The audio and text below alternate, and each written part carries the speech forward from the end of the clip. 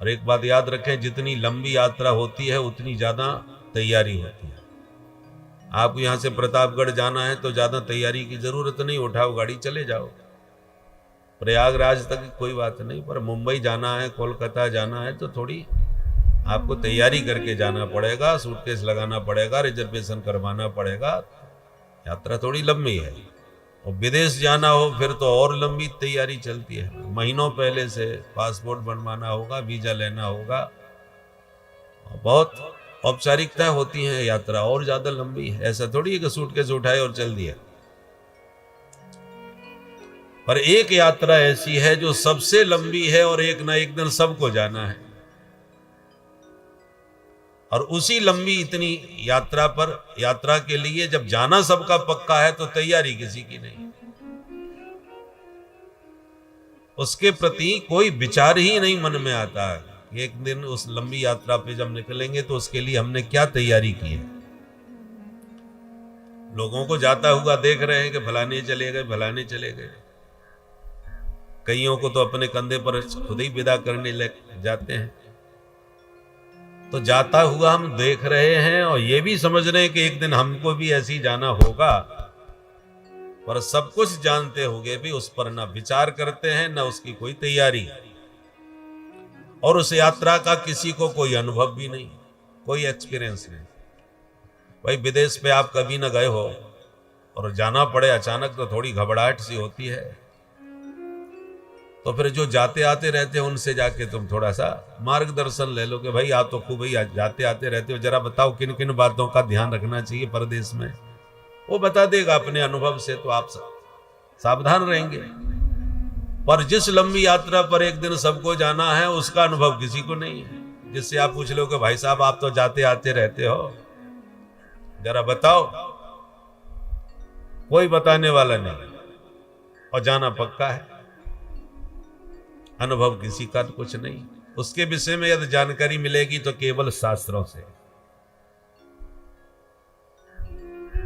मृत्युपरांत जीव की क्या गति होती है वो केवल हमारे धर्मशास्त्री ही हमें बताते हैं, और कोई बताने वाला है नहीं।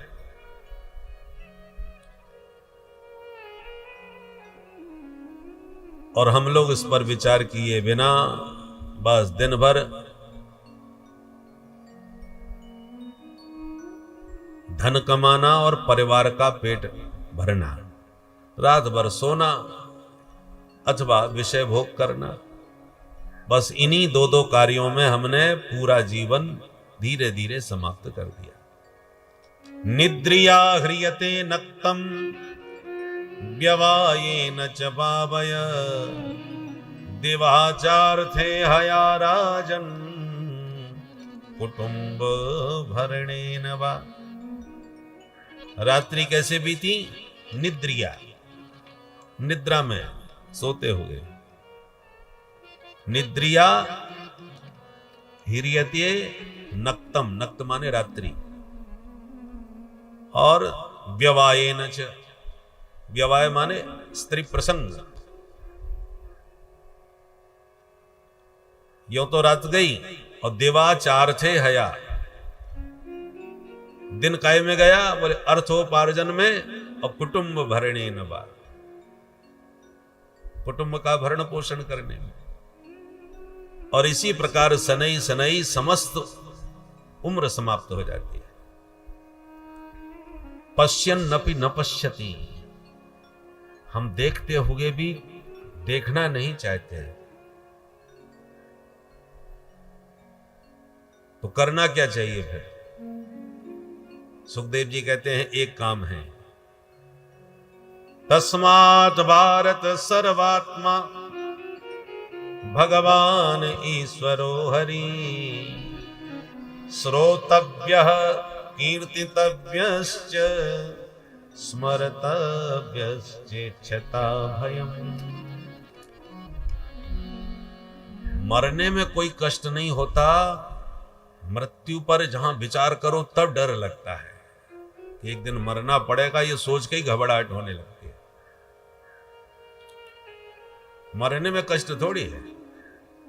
अच्छा, प्रश्न उठता है, कहा सुना यही जाता है कि मरते समय बड़ा कष्ट होता है भाई, और शास्त्र भी कहते हैं, हमारे आचार्य महापुरुष भी कहते हैं, अंतकाले महादुखम तस्मा जागृति जागृति, भगवान शंकराचार्य जी का वचन।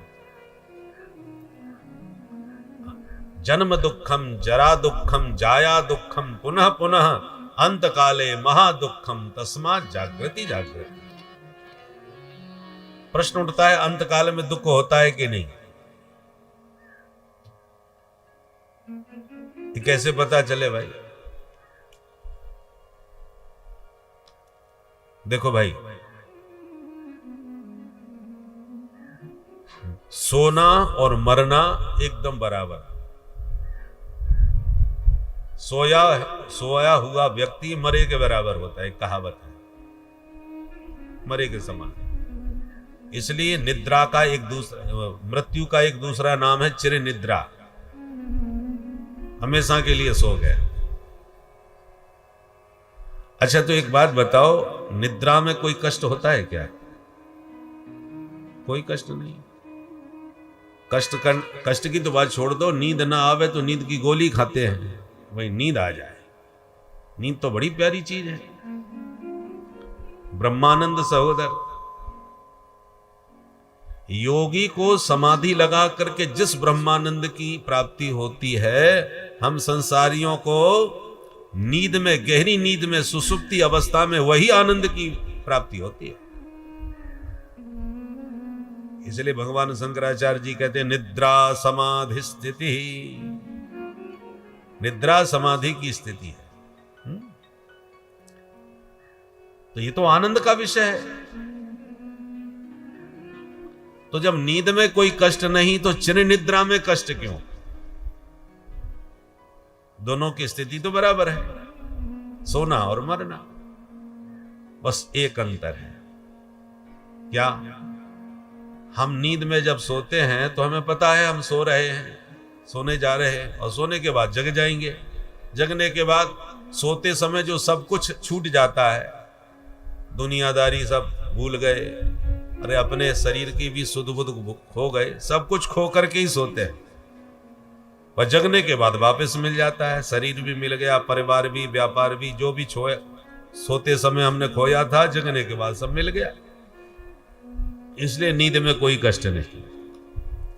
पर जब चिर निद्रा में आंख बंद होती है, तब हमें यह पता है कि मरने के बाद जब हमारी आंख खुलेगी तो न शरीर होगा हमारे पास, न परिवार होगा हमारे पास, न व्यापार होगा हमारे पास। जो जिंदगी भर हमने खून पसीना बहा करके जुटाया, कमाया, वो एक झटके में आंख बंद करती छूट जाएगा। बस उसी छूट जाने का कष्ट होता है। मरने का कष्ट नहीं है, छूटने का कष्ट है। जिस घर परिवार को आप एक दिन, 2 दिन के लिए भी ठीक से नहीं छोड़ पाते, कहीं परदेश चले जाए, कहीं भागवत सुनने चले जाए तीर्थ में, तो प्रतिदिन लगभग टेलीफोन करके पूछ ही लेते हैं, कहो साहब सब ठीक ठाक चल रहा है, दुकान पे कौन गया था, कारोबार की सब जानकारी ले लेते हैं। तो जिस घर को आप 2 दिन के लिए ठीक से नहीं छोड़ पाए, उसको हमेशा हमेशा के लिए छोड़ना पड़े तो कष्ट नहीं होगा क्या? इसलिए हमारे आचार्यों ने कहा कि छोड़ना तो तुम्हें पड़ेगा, राजी गैर राजी, यम के दूत आके जबरदस्ती छुड़ा के ले जाएंगे। जब छोड़ना तुम्हारा पक्का है, और छोड़ने में ही कष्ट होता है, इसलिए आप छोड़ने का अभ्यास बनाइए।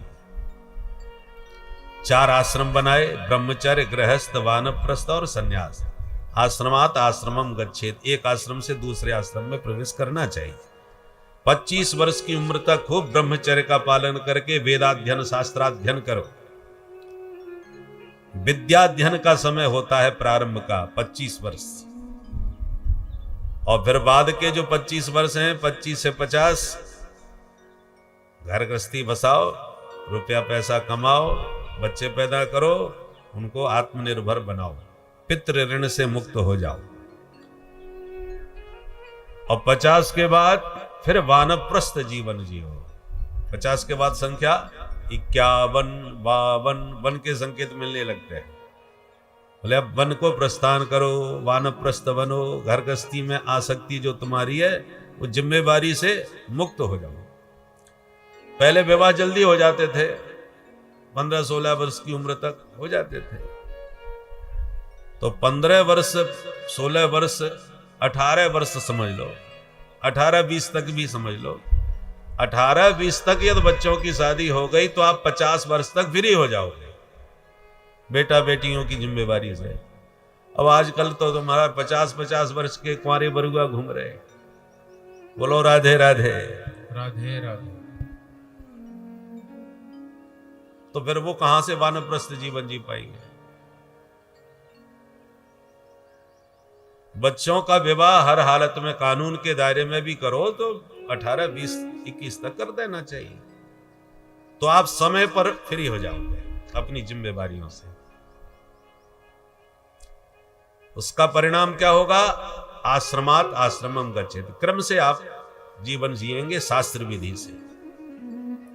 50 के बाद वानप्रस्थ, सब कामों से फ्री, बच्चों को आत्मनिर्भर बनाओ, आप स्वयं अब जीवन के लक्ष्य को पाने में लग जाओ। जीवस्य तत्व जिज्ञासा, केवल खाने पीने बच्चे पैदा करने के लिए थोड़ी आए हैं, ये तो पशुओं का काम भी है, ये तो पशु भी जानते हैं। आपने अपने जीवन के लक्ष्य को पाने के लिए क्या किया? सारा जीवन नौन तेल लकड़ी में ही झोंकना कोई समझदारी थोड़ी है, मानवता थोड़ी है। मनुष्यत्वम मुमुक्षुत्वम महापुरुष संशय, भगवान शंकराचार्य जी का वचन है। मनुष्य बने हो तो पहले ये देखो आप में मनुष्यत्व आया कि नहीं। मानव बन गए तो मानवता आप में आई कि नहीं। मानवता के साथ आपने जीवन जिया तो मानवता को सार्थक किया। पर मानवता सार्थक करने से ही बात नहीं बनेगी। मानवता के साथ उससे भी ऊपर की बात है मुमुक्षा। मुमुक्षा माने मुक्ति की इच्छा। तुम्हारे भीतर यह जिज्ञासा कभी जगी कि मैं पैदा हो गया, 9 महीने मां के गर्भ में कितने कष्ट भोग करके जन्म लिया, मरते समय कष्ट भोग करके फिर जाऊंगा, फिर किसी मां के गर्भ में आऊंगा, ये झंझट से छुटकारा कैसे मिले, आवागमन मेरे जीवन में कैसे समाप्त हो, ये जो जिज्ञासा है इसी का नाम है मुमुक्षा, मुक्ति की इच्छा। क्या वो इस दुनियादारी के प्रपंच में पड़ना नहीं है। अब मुमुक्षा यदि जागृत हो गई तो आपने मानवता से भी ऊंची बात प्राप्त की। अब मुमुक्षा यदि जागृत हो गई तो ये मुक्ति मिलेगी कैसे? मुक्ति की युक्ति संतों के पास है। तो मोक्ष का मार्ग दिखाने वाले किसी संत की खोज मन में आए। ऐसा कोई संत मिले जो हमें मुक्ति का मार्ग दिखाए, उसका महापुरुष संश्रया। जीवन मुक्त किसी संत का दर्शन अनुग्रह प्राप्त हो जाए, यह तीसरी सबसे ऊंची स्थिति है। तो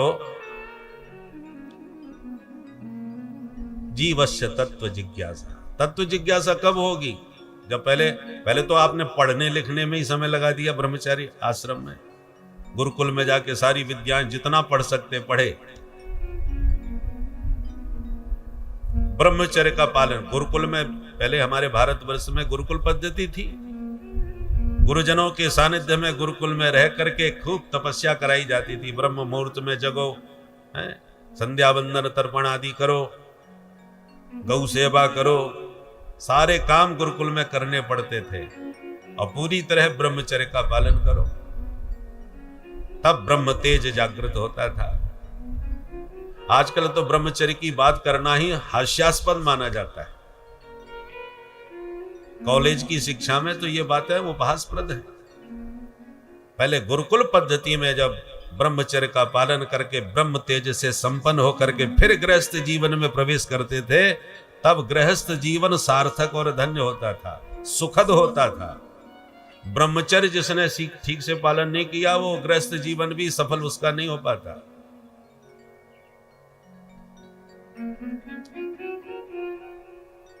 अब गृहस्थ जीवन में जब संतान उत्पत्ति के बाद आपने पढ़ा लिखा करके उन सबको आत्मनिर्भर बना दिया बच्चों को, उसके बाद फिर अपना शेष जीवन, आधा जीवन अब संसार में चला गया 50 के बाद अब जो शेष जीवन है उसको अपने मानव जीवन के लक्ष्य की प्राप्ति में लगा दीजिए। वन को प्रस्थान कीजिए, घर परिवार की जिम्मेवारियों से फ्री होकर। घर में रहोगे, संसरती संसार, संसार बदलता जा रहा है। आपका जमाना और था और आज का जमाना कुछ और है। अब अपने बच्चों को आप अपने जमाने के तरीके से चलाना चाहोगे, टकराव पैदा होगा। वो कहेंगे पिताजी तुम्हारा जमाना गया, अब हमको अपने ढंग से जीने दो भाई। तो तनातनी घर में मचेगी, आपका सम्मान समाप्त होगा। तो आपका अपमान घर में हो, उससे अच्छा है कि घर से, या तो घर में ही रहना है तो हस्तक्षेप करना बंद करो। जब तक बेटा पूछे नहीं तब तक कुछ बताने की जरूरत नहीं। आप अमर नहीं हैं, आज नहीं तो कल उसे अपने ढंग से चलना ही पड़ेगा। तो आप देखिए कैसे चल रहा है। अब वो बच्चा नहीं है, आपने बचपन में उसे चलाया सिखाया। प्राप्ते तो 16 वर्षे पुत्र मित्र वदाचरित। 16 साल का जब बच्चा हो जाए तो मित्रवत व्यवहार करो। आंख दिखाना, डांटना, फटकारना सही नहीं है। केवल परामर्श दीजिए, उसे मार्गदर्शन उसे दीजिए। वो भी मांगे तब, पूछे तब। उत्तम यह है कि जितना हो सके घर से बाहर रहने का अभ्यास करें। साधु संतों के आश्रमों में जाएं, ज्यादा से ज्यादा संतों के सानिध्य में, सत्संग में समय बिताएं, ताकि बच्चे अपने ढंग से जिएं और आप अपने जीवन के लक्ष्य की ओर बढ़ें, अध्यात्म पथ के पथिक बने। और जब अध्यात्म पथ स्पष्ट दिखाई पड़ने लगे किसी सद्गुरु के सानिध्य में, तब चौथा आश्रम है सन्यास। सर्वमेव न्यास। वानप्रस्थ उसे कहते हैं जिसमें पत्नी साथ में रह सके, दोनों मिलकर के आगे बढ़े। और सन्यास का मतलब अब पत्नी का भी परित्याग, केवल शरीर मात्र परिग्रह, बाकी सब त्याग। अब जब सन्यास जीवन में आपने सब कुछ त्याग दिया, और मरते समय त्यागने का ही कष्ट होता है, और कष्ट का कारण ही आपने खत्म कर दिया। भाई छोड़ने में ही तो कष्ट होता है ना, और पहले ही आप सब छोड़े बैठे हैं तो अब काहे का कष्ट है। मस्ती में जियो, यहां रहो या वहां रहो, क्या फर्क पड़ता है। बोलो राधे राधे राधे राधे। आप किसी को 5 लाख रुपया दान कर दो तो बड़ा हर्ष होगा, हमने इतना दान दिया, ये हमने ही मंदिर बनवाया, इतना रुपया हमने इसमें लगाया, खर्च तो हुआ। पर हर्ष हुआ खर्च करने में, क्योंकि आप अपनी मर्जी से लगा रहे। और डकैती पड़ जाए या चोर धोखा दे करके लूट करके आपसे 5 लाख रुपया ले जाएं या 10 लाख ले जाएं, तो आपको 2-4 महीने तक ठीक से नींद नहीं आएगी। क्यों? अपनी मर्जी से नहीं गए, जबरदस्ती कोई छीन के ले गया। छिन जाने में कष्ट होता है, देने में हर्ष होता है, वो दान होता है। ऐसे ही ये संसार तुमसे यम के दूत जबरदस्ती छीन करके, छुड़ा करके तुम्हें ले जाएं तो आपको बेहद कष्ट होगा। और आप पहले ही अपने मन से संसार को निकाल चुके हैं। सच्चा त्याग कबीर का जो मन से दिया उतार। मन से सब कुछ त्याग दिया, हटा दिया, तो फिर अब कष्ट का कोई कारण ही नहीं रहा। मस्ती में रहो। छोड़ने का जो कष्ट होता है वो हम पहले ही छोड़े बैठे हैं।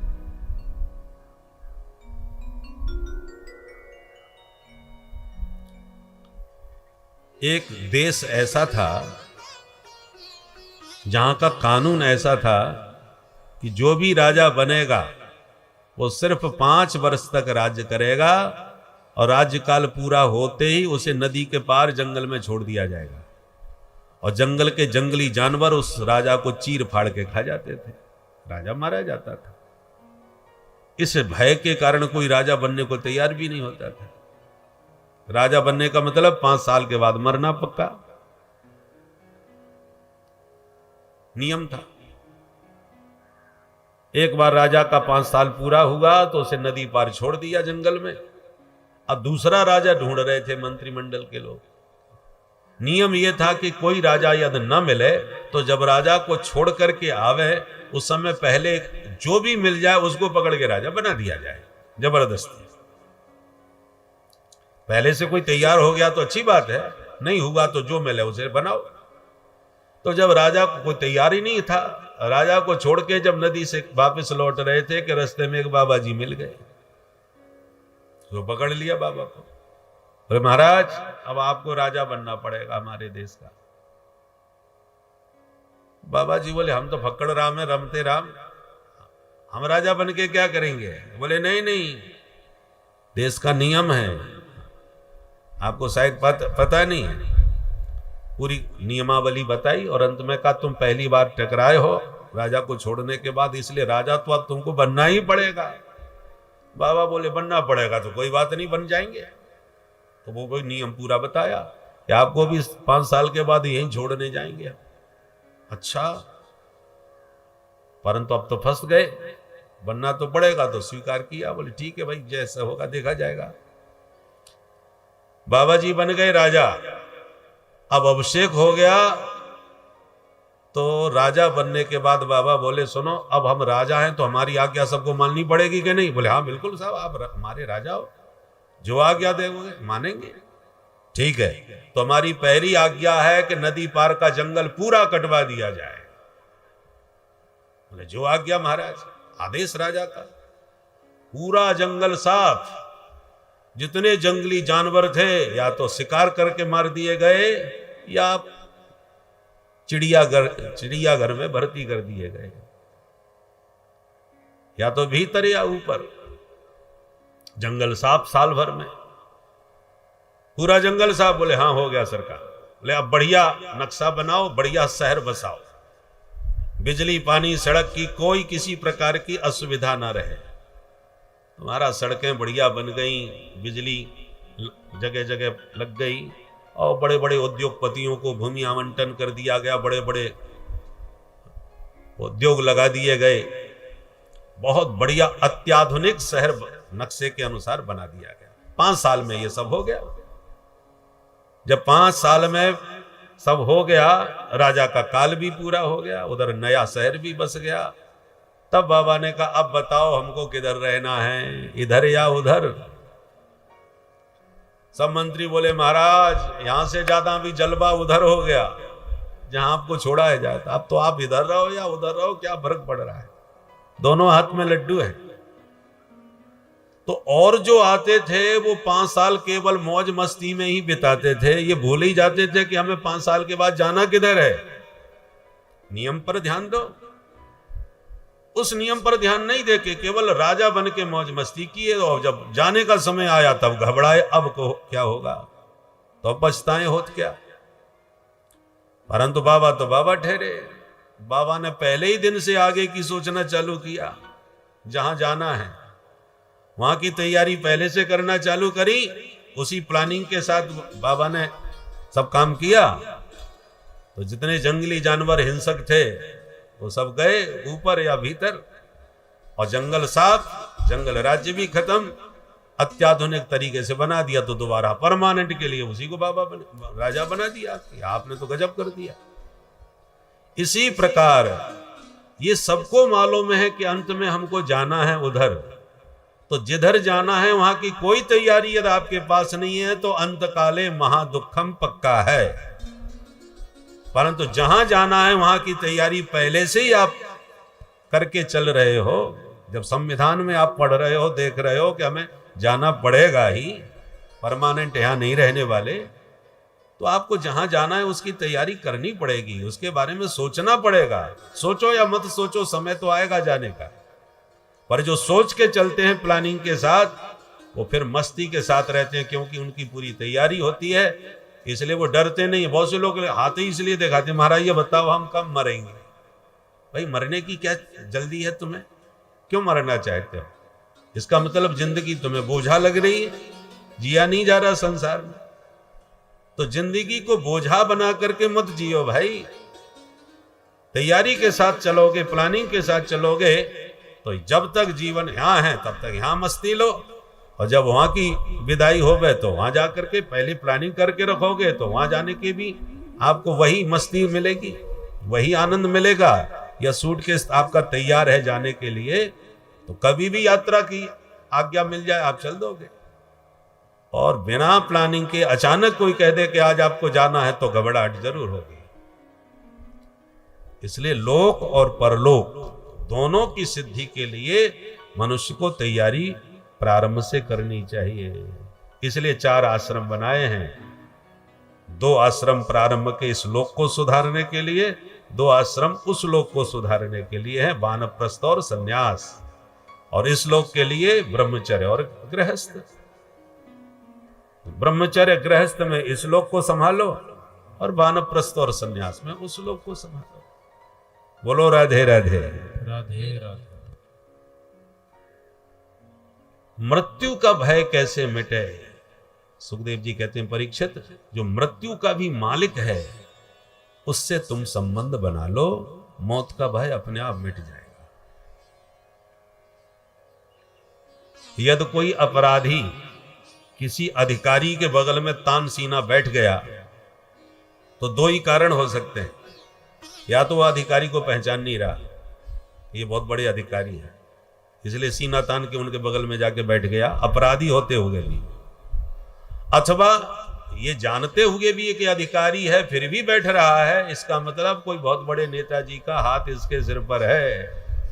बोलो राधे राधे। राधे राधे। इसलिए वो किसी को कुछ समझ ही नहीं रहा। 2 ही कारण होते हैं। उसी प्रकार यदि मृत्यु से आप नहीं डरते, मृत्यु कितनी खतरनाक है और उससे भी आपको डर नहीं लगता, तो 2 ही कारण हैं। क्या? या तो मृत्यु पर आप विचार ही नहीं करते। भाई मृत्यु के बारे में सोचो मत, तो काय का डर? सोचेंगे विचार करेंगे तभी तो डर लगेगा मौत का।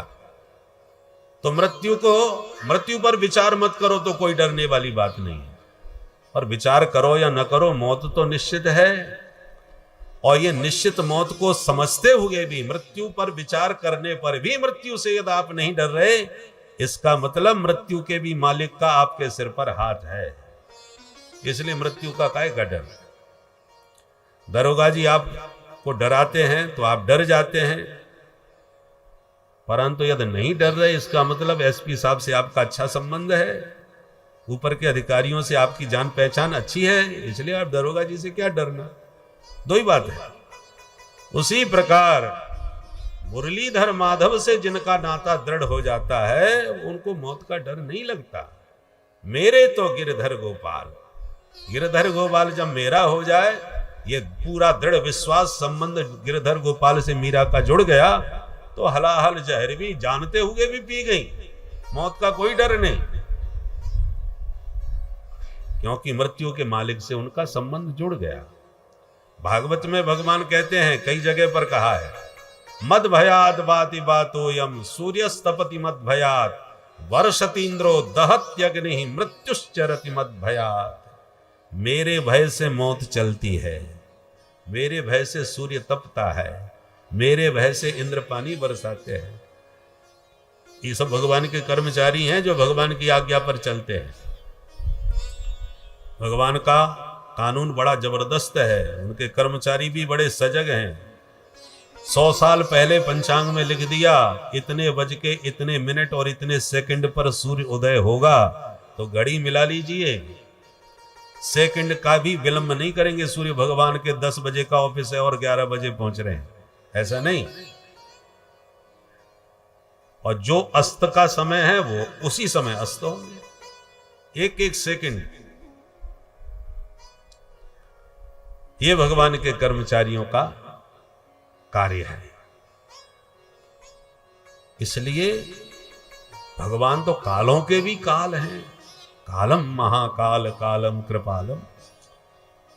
इसलिए भगवान से, सर्वसमर्थ ईश्वर से जिनका संबंध जुड़ जाता है, उन्हें फिर काल का भय नहीं लगता, मौत का भय नहीं लगता।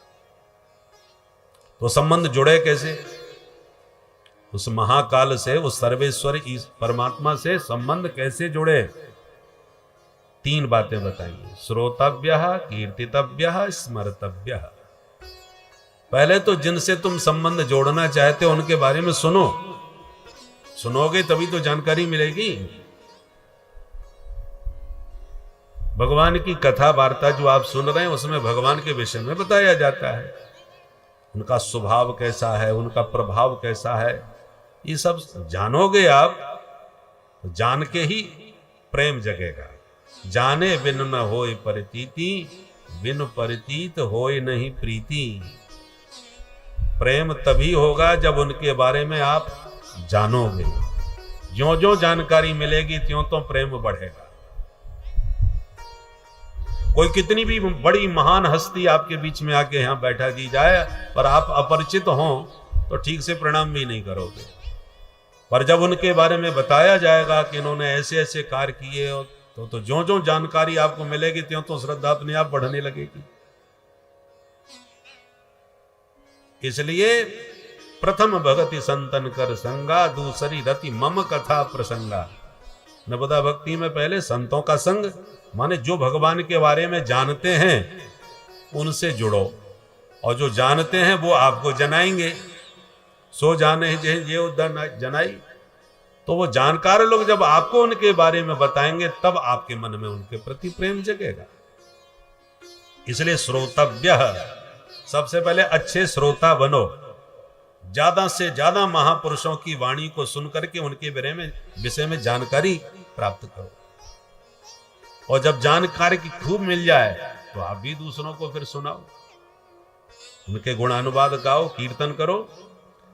कीर्तन का अर्थ क्या होता है? कीर्ति का गायन, भगवान के यशोगान। कीर्ति गान का ही नाम कीर्तन है। हम जो आपको भगवान के गुण सुना रहे हैं, महिमा सुना रहे हैं, ये कीर्तन ही है। भगवान की कथा का ही नाम कीर्तन है। हाँ, हम आपको व्याख्यान रूप में कीर्ति सुना रहे हैं, और जो बहुत अच्छे कवि हैं वो पद्य के रूप में पदावलियों में उनकी कीर्ति को गा रहे हैं, भजनों के माध्यम से गा रहे हैं। है तो भगवान की कीर्ति का गायन, गद्य में गाओ या पद्य में गाओ। परंतु कीर्तन के नाम पर हम प्राय झांझ मजीरा के साथ गायन को ही कीर्तन मानते हैं। परंतु केवल वही कीर्तन नहीं है, भगवान की कथा कहना भी कीर्तन है, कीर्ति का गायन है। इसलिए नवदा भक्ति में कीर्तन के आचार्य सुखदेव जी हैं। श्रवणम कीर्तनम विष्णो, श्रवण के आचार्य परीक्षित हैं। नवदा भक्ति के एक एक भक्ति के अलग अलग आचार्य हैं। तो श्रवण भक्ति के आचार्य कौन? परीक्षित, उन्होंने श्रवण से मुक्ति प्राप्ति की। और कीर्तन के आचार्य सुखदेव जी। सुखदेव जी गा बजा के कीर्तन नहीं करते थे, वो भगवान की कथा गाते थे। इसलिए बहुत से वक्ता कहते हैं महाराज हम फलानी जगह कथा गाने जा रहे हैं। तो गाने का मतलब ये थोड़े गाते ही रहते हैं ना, भगवान की कथा को कहना ही कीर्तन है। जैसे सुखदेव जी महाराज। तो श्रोतव्य, पहले सुनो, फिर कीर्तितव्य, माने दूसरों को सुनाओ, उनके गुणानुवाद गाओ। और सुनने सुनाने वाला जहां कहीं नजर ना आवे, कोई नजर ना आवे, तो फिर क्या करें बैठ के? बोले स्मरतव्य, रे बैठ करके एकांत में स्मरण करो, चिंतन करो, ध्यान करो। स्मरण चिंतन में अंतर क्या है? अप्रयत्नश्चित्त व्यापारो स्मरणम, सब प्रयत्नश्चित्त व्यापारो चिंतनम। जिसको याद करने के लिए चित्त पर बिल्कुल भी जोर न लगाना पड़े उसका नाम है स्मरण। आपने हमारा नाम पूछा कि महाशय आपका नाम क्या है, तो हमें सोचना थोड़ी पड़ेगा, पट से बता दिया नाम गाम कुछ भी। तो जिसको बताने में हमें बिल्कुल ना सोचना पड़े उसका नाम है स्मरण, हमारी स्मृति में है। किंतु आपने सामने आके कहो महाराज जी हमको पहचाना, तो हमने चेहरा ध्यान से देखा और चित्त पर थोड़ा जोर लगाया सोचने के लिए। कभी सिर खुजलाए, हाँ याद तो आ रहा है कहाँ देखा था, मिले तो है। अब एकदम याद आ गया, अरे तीर्थराज प्रयाग में कुंभ से आपसे भेंट हुई थी, कुंभ में। तो जोर लगाया तो आपको याद आ गया। इसका नाम है चिंतन। चित्त पर जोर लगाने के बाद जो याद आवे उसका नाम चिंतन, और बिना चित्त पर प्रयास जोर दिए आपको याद आ जाए उसका नाम स्मरण।